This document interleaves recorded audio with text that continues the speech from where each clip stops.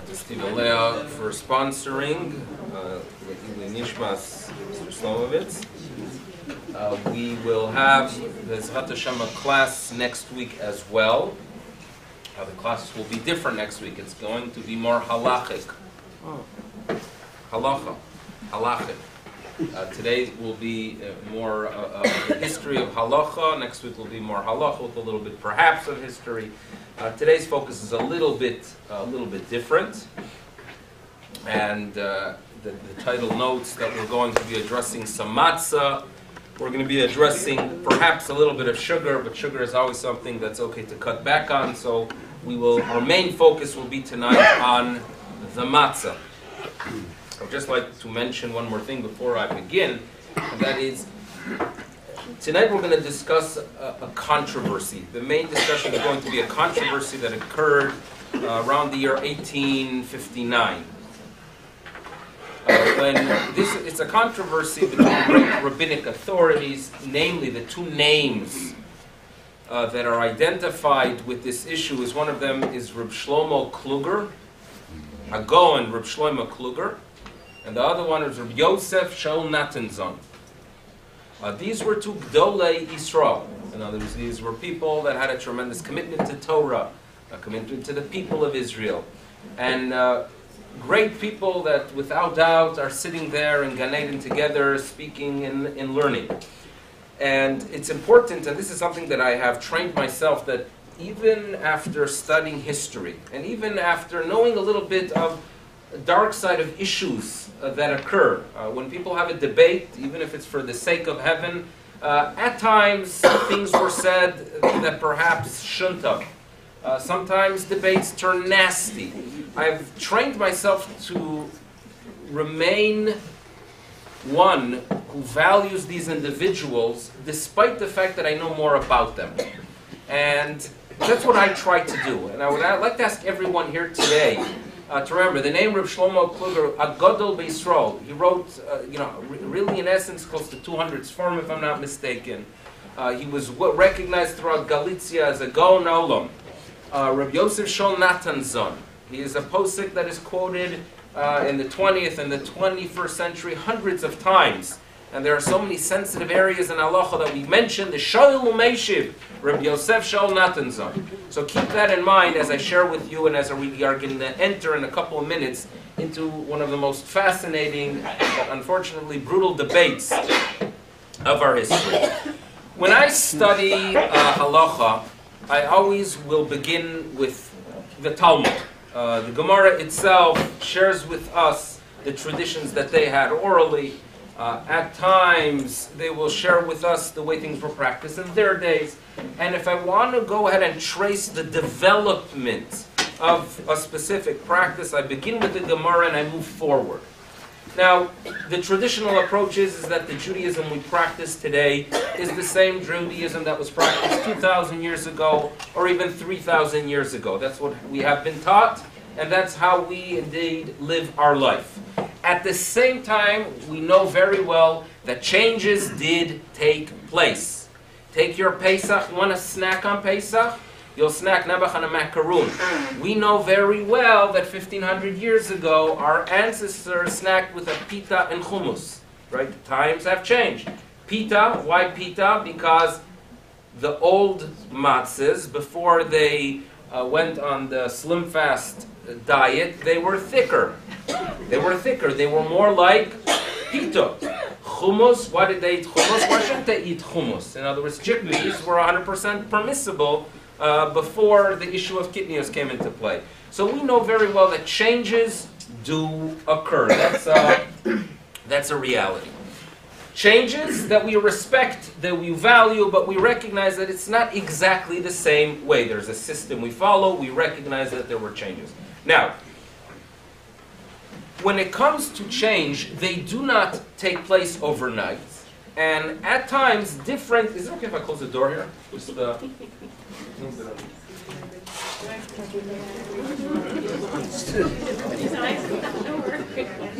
always have that concern that Shlomo Kluger is going to walk in. So, when change takes place, it does not occur overnight.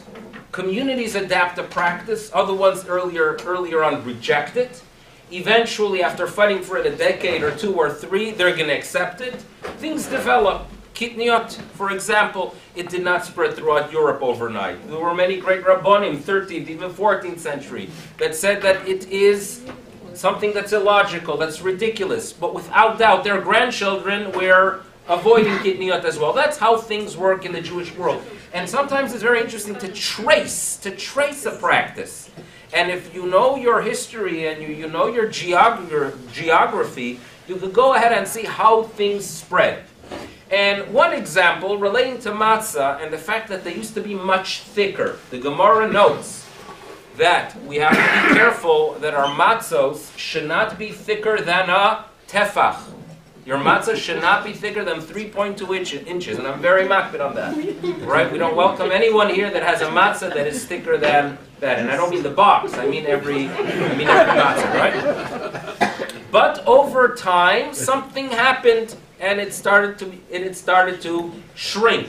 I mentioned the Dvar Halacha earlier today, that you have one of the 13th century authorities talking about a matzah that touched another matzah. The first matzah we find out was chametz. So he says, the matzah that is kosher lePesach, before you use it, peel off the section that touched the other matzah that is questionable. So don't try peeling a matzah today. It just doesn't work. You can't peel it.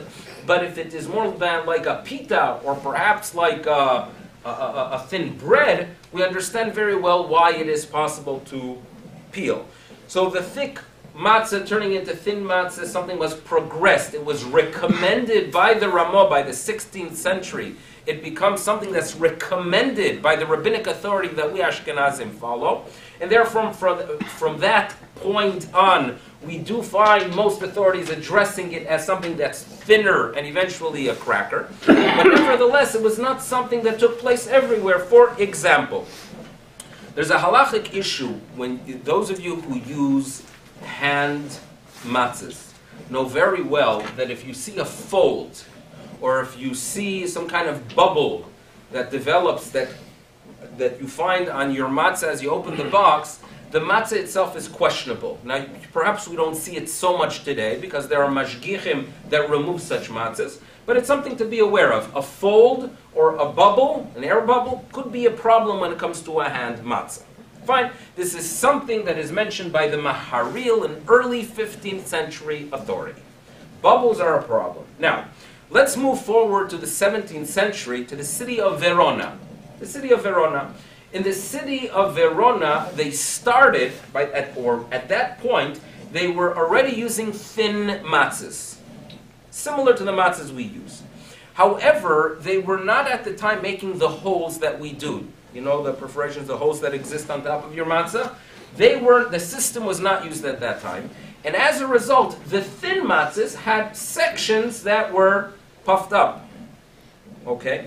So there's a local rabbi, a Rabbi Ashkenazi in Verona, who says that that is a problem because, due to the fact that the Maharil teaches us that air pocket is a problem in a matzah, so therefore our thin matzah that has that air pocket is a problem as well. Another local authority, a Rabbi Bassan, this is in Verona, middle of around 1660, Rabbi Bassan says there is no problem because that's an issue that only relates to the thick matzah. The thin matzah has no such problem.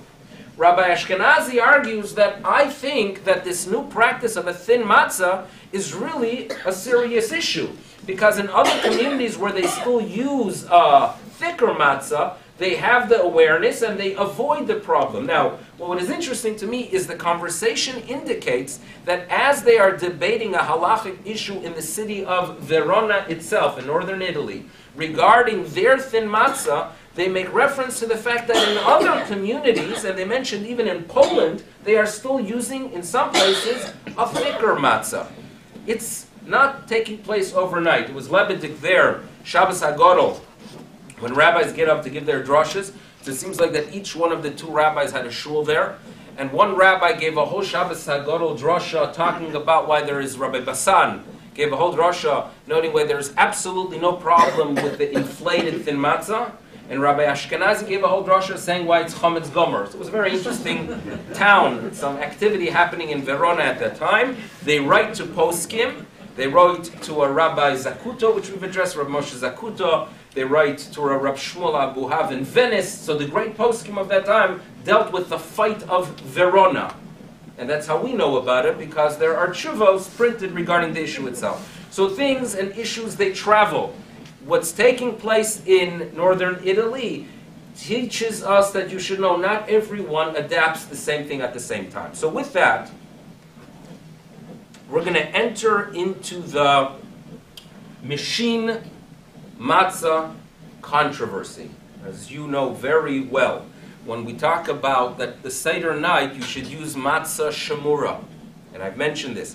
All matzahs in the marketplace are really shemura. When we say use matzah shmura, it's recommended to use a higher standard of shmura, that is shmura from the time of tzira, the time of harvest. So that's what we try to do as good committed Jews. We try to get our shmura matzah for the Seder. Shmura matzah does not have to be hand. Now this is, I'm fast forward, I'm in the 21st century. You could have shmura machine matzah. It's important to remind people, because people have a mindset that yes, during Pesach I'll eat the square machine, but for the Seder night it must be hand. That is not the case, as we'll see soon, but there is such a product known as machine shmura. The concept of a machine created a debate. What's the status of a machine matzah? So the traditional way of viewing the debate is to place ourselves in the years 1857, 1858, and 1859. Where do you want to be to visit that debate? You want to be in Galicia. We're talking about Western Ukraine. You want to place yourself right there, and you're going to learn about a serious debate that is taking place between two great rabbinic authorities, the Maharshak Rab Shlomo Kluger and Rab Yosef Shol Natanson. So I'm going to present to you first the traditional way of viewing this debate. Okay, what's the traditional way of viewing the debate? The two rabbis are sitting in their towns. Someone knocks on their door and says, hello, there's a new thing called a machine that produces matzah. Up until this point, if you want to go ahead and knead matzah, it's done by hand. Now you have a piece of equipment that does it. Up until this point, if you want it to be thin, you have to roll it by hand. Now you have a large piece of equipment that rolls and passes the dough through it. Can we use such a piece of equipment for the production of matzah? So, comes Rav Shlomo Kluger and he sits down with a few svarim and he gives a psak that it is no good. You should not use a machine matzah throughout Pesach. Nothing to do with the Seder. Do not use a machine matzah throughout Pesach. In Eretz Yisrael, the Walter Cronkite of Israel, the person who was Mr. Mar Televizia, they used to call him, who ran the Israeli news from 1968 to 2008, was a fellow by the name of Chaim Yavin. Chaim Yavin. So Chaim Yavin is, his name before they moved to Israel was Chaim Kluger, and he was a direct descendant of a great-great-grandson of Reb Shlomo Kluger.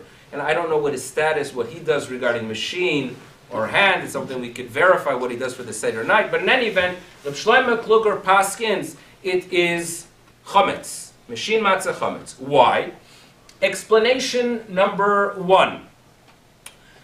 The Gemara in Megillah tells us that when you have a Purim on Shabbos, when the 15th of Adar falls on Shabbos, you should not have a reading of the Megillah. Why should you not have a reading of the Megillah? So one explanation is that there's a concern that someone's going to carry the scroll throughout the public domain.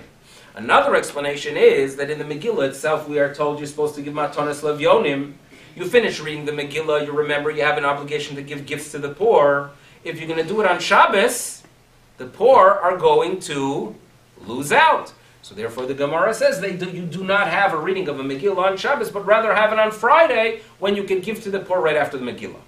Says Rav Shlomo Kluger, you see that the rabbis go ahead and prohibit things, or they establish things based on the needs of the poor, he says, if we're going to go ahead and have a piece of equipment producing the matzah, you are no longer going to have the poor people that find their parnasa Erev Pesach baking matzahs, or the few weeks or months leading to Pesach baking matzahs. So due to that concern, I believe that you shouldn't use a machine matzah. You should not use a machine matzah. Now, we're a little bit surprised with it. I think we all agree that it would be fair if he is saying, listen, halachically it's fine, but in my community I don't want it because I'm concerned about the poor. We would accept that. But to paskin that it's us, we're a little bit surprised with it, but that's a piece of information number one. Next, he concerns himself that we know when you make matzah shmura, there are two things that are being achieved. Number one is that you have an awareness that it shouldn't become chametz. Meaning, I go ahead and I mix the flour with the water. I need it. I put energy into the fact that I want it to bake as soon as possible. There's an awareness that it shouldn't be chametz. But in addition, there is something that's supposed to take place in my mind. I am supposed to think that I am making this matzah, I am kneading this matzah, I am baking this matzah, or perhaps even harvesting this matzah. L'shem matzos mitzvah, I have intention that with these crackers, someone is going to fulfill the mitzvah of eating matzah the Seder night. So there's a concept of lishma, having intention when you bake it.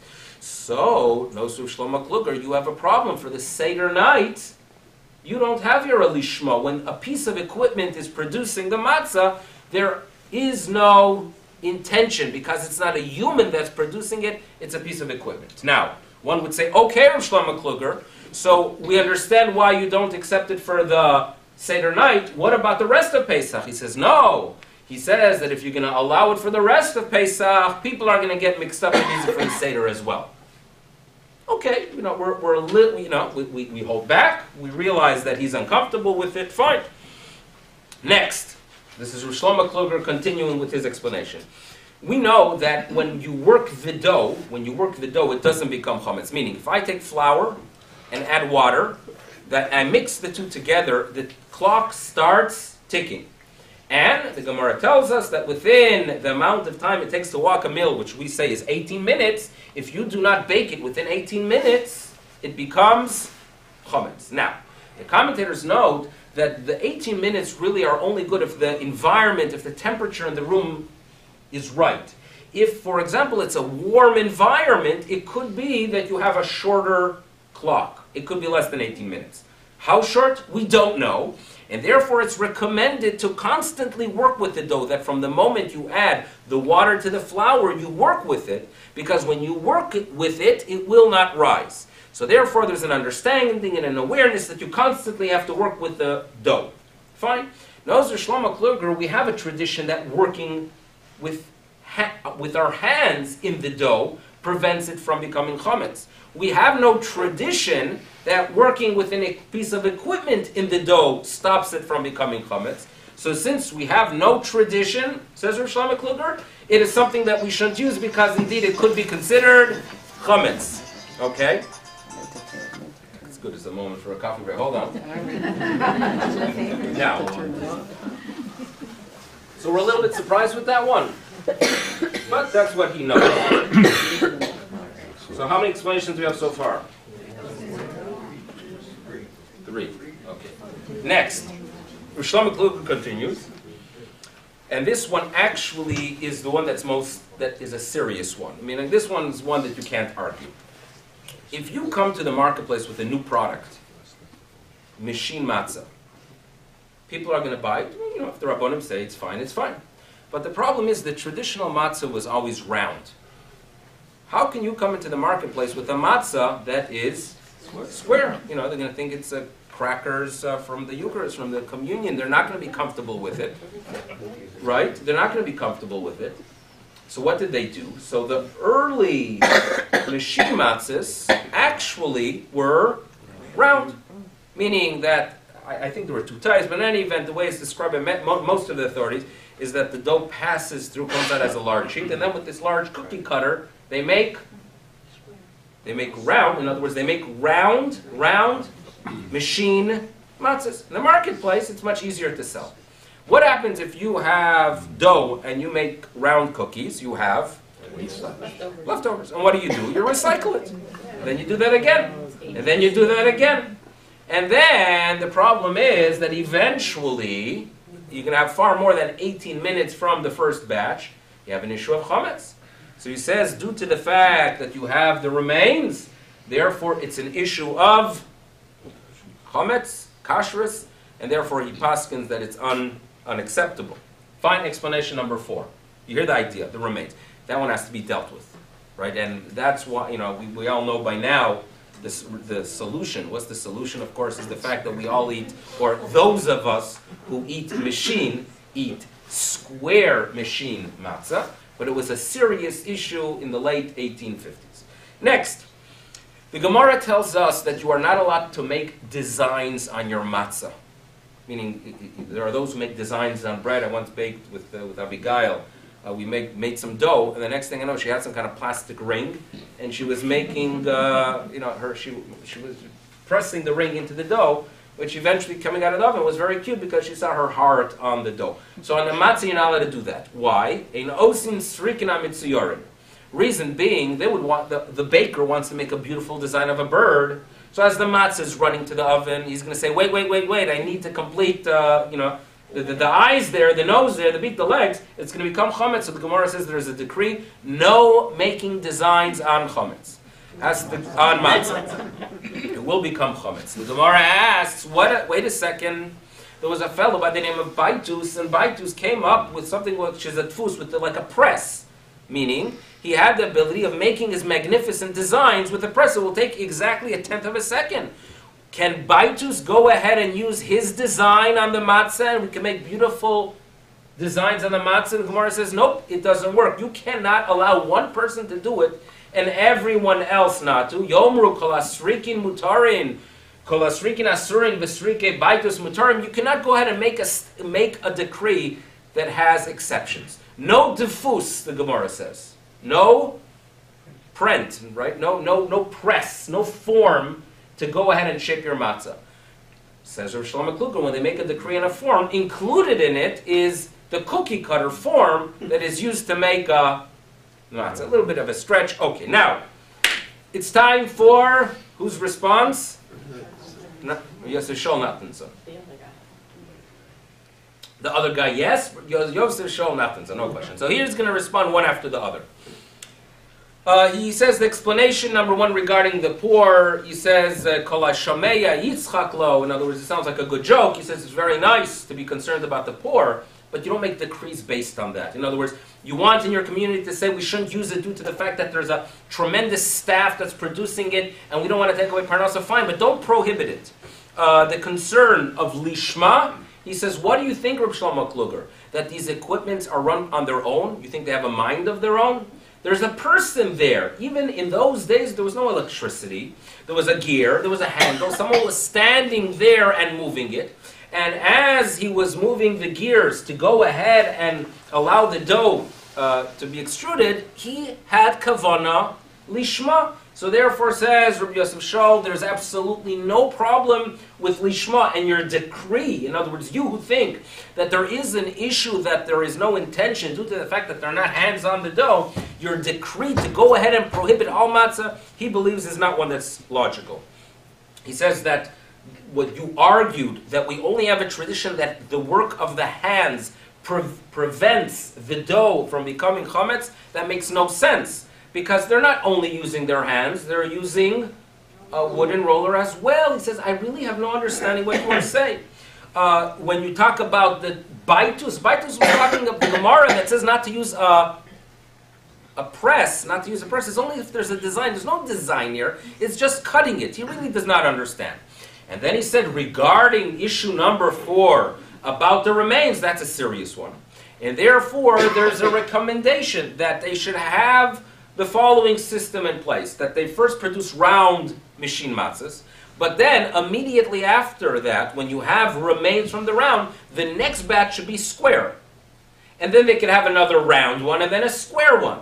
That's how we will avoid the problem. I think he also makes reference to the fact that it would perhaps be ideal if we could convince the people somehow that it is okay to have a square matzah for Pesach.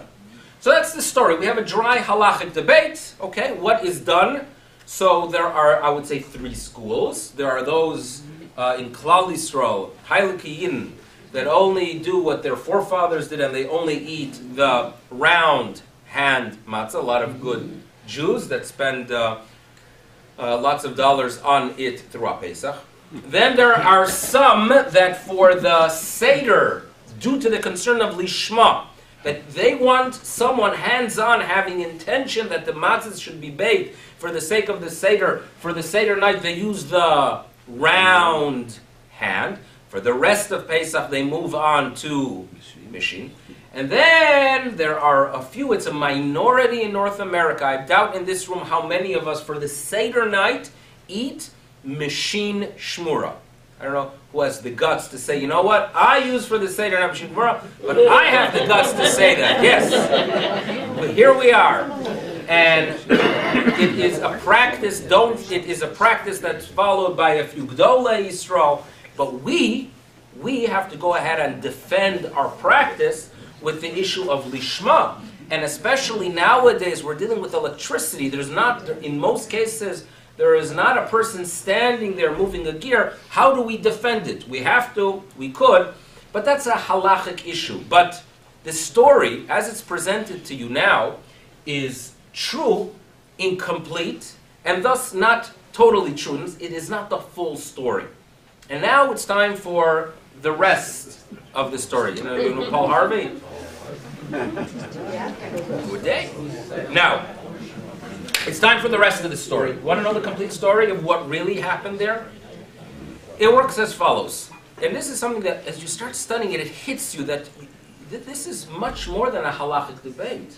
So first of all, the years I'm throwing around the years 1857, the big issue, the big debate, 1859.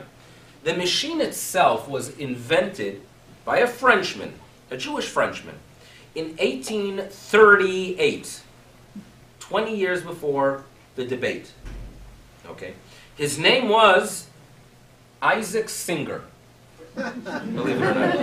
Okay, very interesting. Isaac Singer. What's fascinating is at the same time in the United States, there was another person with the exact same name, Isaac Merritt Singer, who went ahead and improved the design of the sewing machine. So there's another Singer, go figure. And I was trying very hard to find a relationship. It's very hard to do it if one's not Jewish, one is Jewish, but you have two Isaac Singers inventing machines. Isaac Singer invents a machine. He's living somewhere near Strasbourg, and he produces matzah. He goes to local rabbonim in France. They see it. They are impressed. They like it. And they give a hashgacha. Already in 1838, there's rabbinic approval. Fine. So what happens? Rabbis in France like it. So it moves into Germany. And then it moves out to Moravia. And then the English, of course, have to hop on as well. And there is one in England, in London. And they're baking matzah with the machine. Now, there are concerns, and the machine needs to be upgraded. Anything new, right, like equipment, the iPhone 4, I understand, is better than the iPhone 3. In other words, you upgrade equipment. Cars are upgraded. Every year you realize that there's something that goes wrong with the old version. You upgrade it. So they upgraded it. The earlier version had an issue that the gears were inside, so some dough would get stuck. Sometimes some oil from the machine would come into the matzah. There were some issues. But with time, and the Yiddish Cup committed to produce matzahs that are kosher lePesach, they upgraded the machine. And it's very possible that in some communities they were using an older version that was a little bit more problematic. In some communities they upgraded. So this is taking place over a 19-year period. Machine matzahs are being produced. No tumult. No tumult. It is being produced throughout Germany, France, Moravia. End of discussion. So what happens? So we have to really understand the issue, we have to visit Lemberg or Lvov. Lvov, okay? We have to visit a short trip. We have to go to Ukraine. We have to visit Galicia. right? We're going to have to deal with a few Galicianos. And why do we have to visit Lvov? Because that's where the debate is really brewing and developing. Lvov is a nice, a large Jewish community. At that time, today we expect, when you say a large Jewish community, you think, what, 200,000 Jews, right? In those days, if you had 20,000 Jews, and in the beginning of the 19th century, 20,000 committed Torah Jews, without the vehicles, they're all basically in the same neighborhood. So it's basically a large neighborhood that has 22,000 Jews. And that was the situation, the population, the Jewish population of Lvov, also known as Lemberg. They changed the name towards the end of the 18th century when it was conquered by the Habsburg dynasty. They changed the name. A strong presence of Gute Yidden living there. The rabbis in Lemberg, from the middle of the 18th century, for a period over 100 years, were rabbis from Mishpachas Ettinger. Not Ettlinger, Ettinger. Ettinger. Choshev Rabbanim, Talmidei Chachomim, great Torah scholars, and they controlled the rabbinate for over a century. Fine. In the beginning, around probably 1830, the daughter of Rav Ettinger, Idel marries Rav Yosef Shaul Natanson. He was a yeshiva bacher there, a brilliant mind, serious Talmid Chacham, and he marries the daughter of the local Rav, who has a tradition there. And at the same time, he develops a very, very close relationship with his brother-in-law, Mordechai Zev. A lot of names here, you're going to have to remember them. But let's review. You have Rav Yosef Shaul Natanson, a young yeshiva bacher, steiging, learning day and night, with his brother-in-law, Talmid Chacham as well, Mordechai Zev. What's Mordechai Zev's last name? Kluger. Good try. Boy, I'm going to blow it here. Could be his sister's husband. Ettinger. Okay? He learns with Mordechai Zev, and he marries Mordechai Zev's talented sister, Idel. Now, what they do, after learning day and night for many years, they put Sforim out together. Now, this is something that you don't hear too often. If you go through the Otzar HaSfarim here, in most cases, unless it's an encyclopedia, you are going to find one author for a book. Here, these great Talmidei Chachomim, as young men, put Sforim out together. One of them, for example, is a sefer called Mogen Giborim, on Shulchan Aruch Arachaim, quoted by the Mishnah Brura over 200 times. To give you a picture of these are a very, very well-respected text. And the approbation and the Haskamos written to the two of them, they get Haskamas from the three Gdolei Hador of the early 1830s, Rav Yaakov Loberbaum, the Derech Chachaim, Rav Akiva Eger, and the Chassam Sofer. And the words indicate that we're talking about some serious individuals. Notes Rav Yaakov Loberbaum, who was the Gadol Hador then, that you should know that despite the fact that I have a rule that I do not give Haskamot approbations to Sfarim, however, I did not have in mind such great people like the two of you. Meaning, I will break my rule of giving Haskamas and give you an Haskama. And that's the same language you find for the Gdolei Yisrael. The two of them reached greatness in Talmud Torah. And they're studying for decades. 1857, the position of the rabbinate opens in Lemberg. 1857. And the position is not given to Mordechai Zev, not to the son, but to the son-in-law.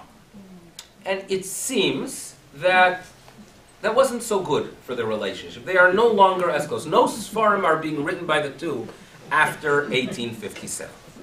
In addition, it seems to be that there was a family business that Sarah Idel took over, and she was extremely talented, and she was successful, and Mordechai Zev didn't get a portion of it. That's what it seems like. And again, it's hard to know, because when things get messy, you don't know all the details, but something was happening there as well. So 1857 is a harsh, difficult year in Lvov, in Lemberg. Not an easy year, but there's a new Rav, a great Talmid Chacham, Rabbi Yosef Shaul Natanson. I assume that he felt a level of loneliness in his position there.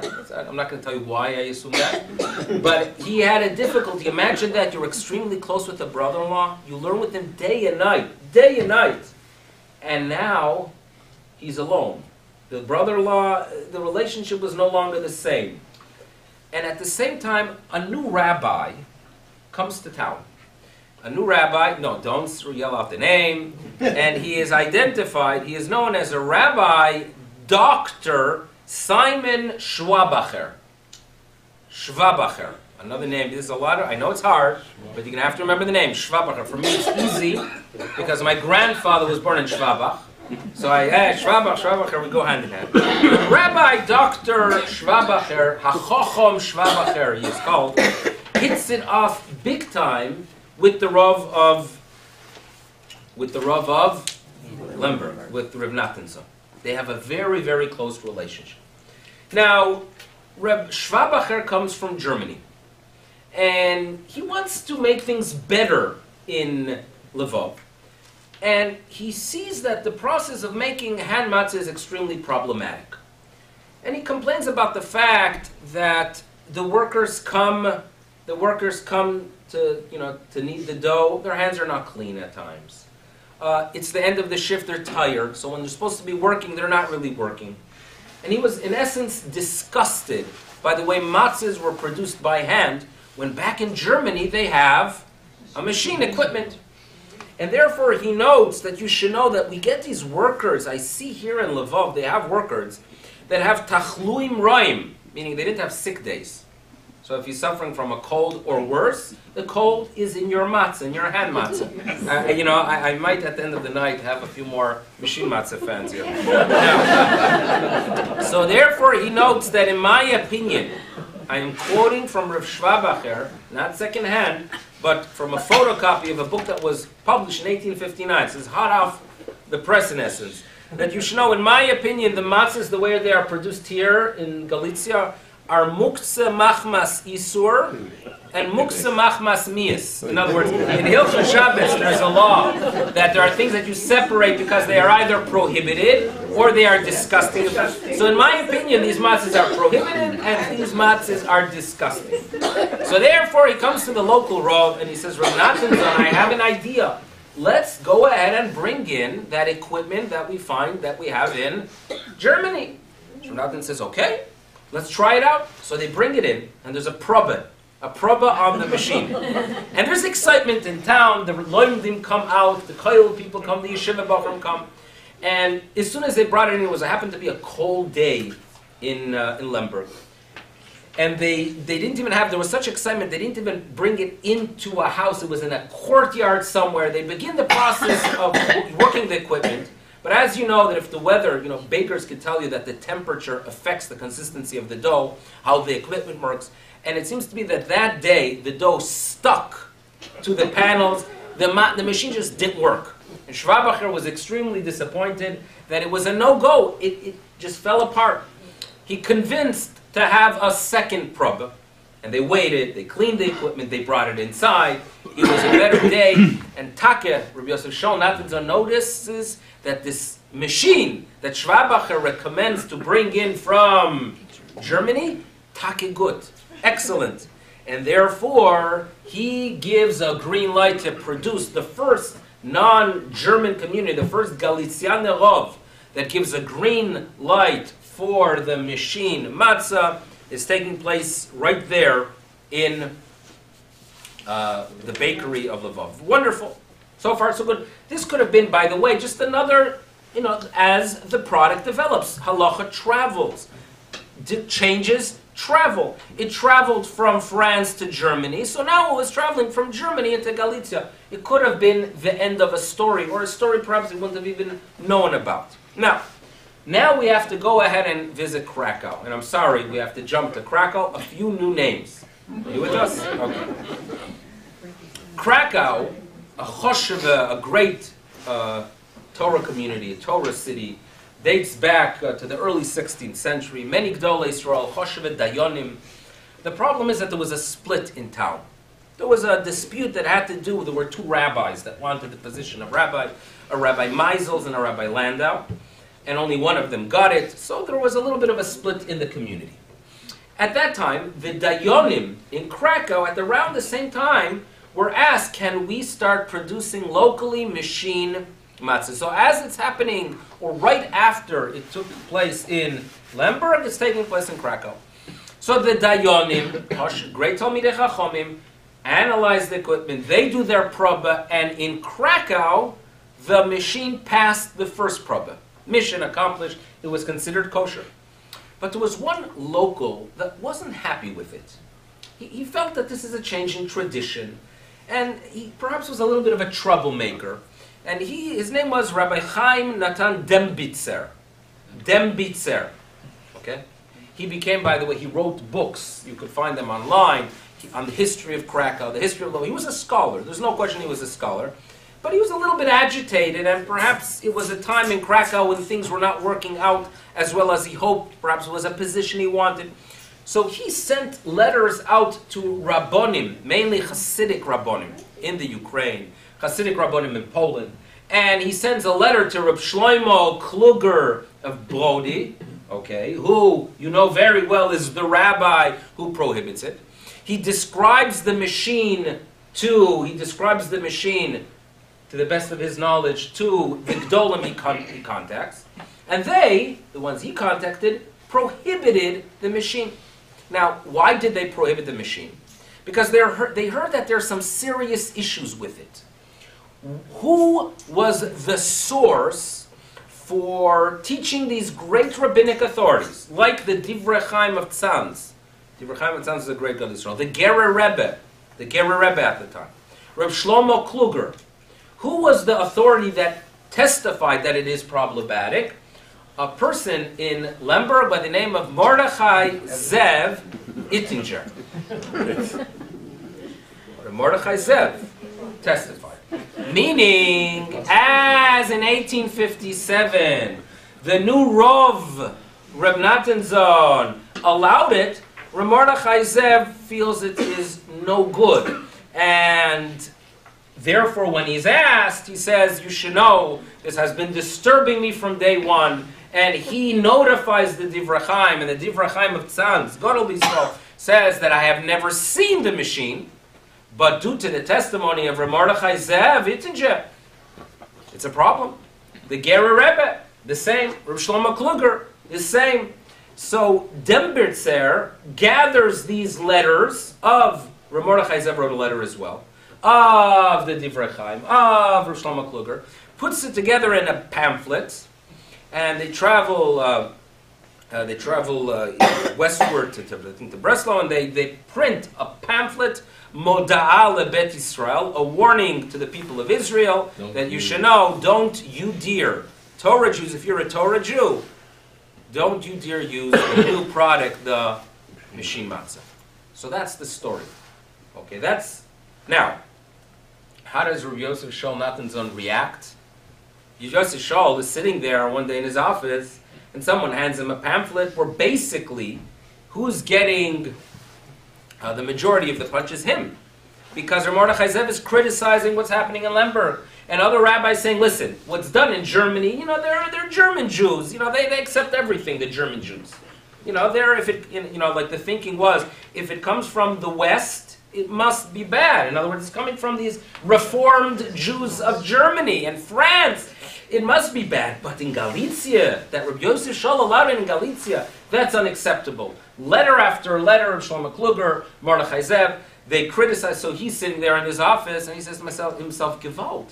Like, am I alone on this? So Rabbi Yosef Shaul Natan Zon starts sending letters to rabbis. The letters are all traveling west, basically. They're traveling west, right? They're traveling to Germany. And he's writing letters to all the Gdolim in Germany, to Gdansk, and support me on this one. What's your take on the matter? Why should I be the only one? Why do they criticize me? So, for example, there was a Rabbi Yisrael Lifshitz. If you look in our library here, we have Mishnayos. We have lots of Mishnayos. Many of us, if we want to use a Mishnah that gives us great insight, we turn to the Yachinu Boaz, written by Rabbi Yisrael Lifshitz, a great Talmid Chacham, 1850s, he wrote it. So you should know, Rabbi Lifshitz says, you want to know about the machine matzah? I allowed it in my community, but I didn't just allow it. I declared and I made a bracha, Baruch Mechadesh Chadoshim. I made a blessing, blessed are you Hashem, for making new things in essence. Meaning, just as in Galicia and among the Chassidim there's concern, it's new, it's not a Masoros Avosdeinu B'Yadeinu, right? It doesn't have the sweat and tears that the old matzahs have, right? And illnesses, it doesn't have what the old matzahs have. So therefore it's treif. Comes Rabbi Yisrael Lifshitz and says, absolutely not. Baruch Mechadesh Chadoshim. And he says that I was the one who pushed to bring it to my community. Don't think that it was Balabatim that pushed it. I pushed it and I wanted it. And he got approvals. London sends him a letter. Hamburg, Berlin. All the communities sent Rabbi Yosef Shaul letters describing the importance and why there was a need for it. The Beis Din in Krakow, right, the Beis Din in Krakow, listen carefully, the ones that approved it, they said, you should know, we approved it in Krakow because we felt it's a must. We used to walk into the bakeries in the past. Workers were told, you've got to work constantly with the dough. But the workers were tired. So what did they do? So they would make themselves look like they're working. Meaning they're supposed to knead the dough, but the mashgiach is watching, so they would just like Matzah, as if they are kneading the dough. And then there were stories of, the Krakow Beis Din shares with us, that there were issues that the workers were, you know how they treat workers, like in a Tim Hortons and a Walmart. It was much worse then. And they were put hours upon hours to work, and it would not allow them to take a lunch break. So when no one was looking, they would pull out their sandwiches, eat a sandwich, and then as the mashgiach is not looking, then they would steal some doughs. Mela, that's not the worst thing. But then they one time caught them warming up their sandwich in the oven. It was a very problematic issue. Now, the Beis Din in Krakow says, you are right, we hear that Dembitzer, the local, who is telling the world, Dembitzer again, he's the one that collected all the letters. He collected all the letters. So Dembitzer itself notes, or the Beis Din in Krakow notes that Dembitzer, we actually, he's not a dayan here. He's actually not a dayan. Dembitzer is not a dayan. So there's a whole to-do there with the reality, what's the status with what's taking place now. So what do they turn to? It's time to visit the Ksav Sofer. And again, this is the son of the Chassam Sofer. And we're talking about with a very balanced individual, one who gives us the facts, presents us with the reality.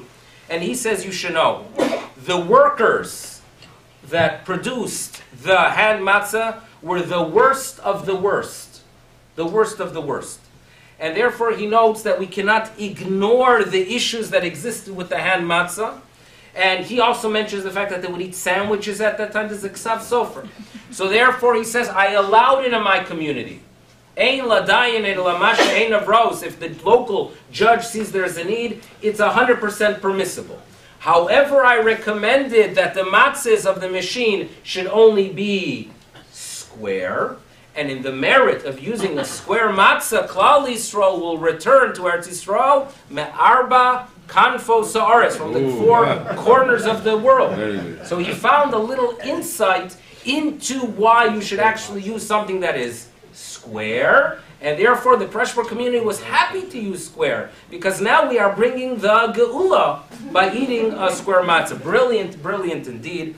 So therefore, Natanzim gathers them, and he puts out a pamphlet called Bitul Modah, nullifying the Modah. Okay?